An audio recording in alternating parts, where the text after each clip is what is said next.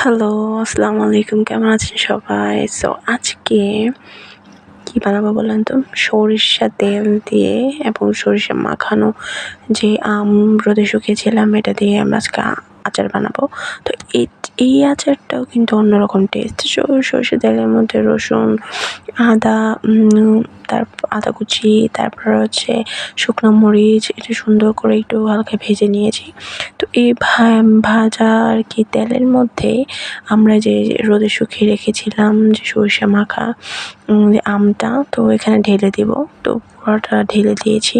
তো ঢালার পরে এখানে মানে একটু সুন্দর মতো নাড়াচাড়া করে দিব।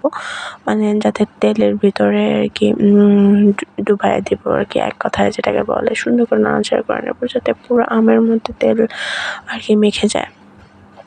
সো এটা নাড়ানোর পরেই আমরা কি দিব, লবণ এবং চিনি আমরা দিয়ে দিব। যেহেতু আমটা অনেক টক ছিল যার কারণে চিনি একটু বেশি লাগছে।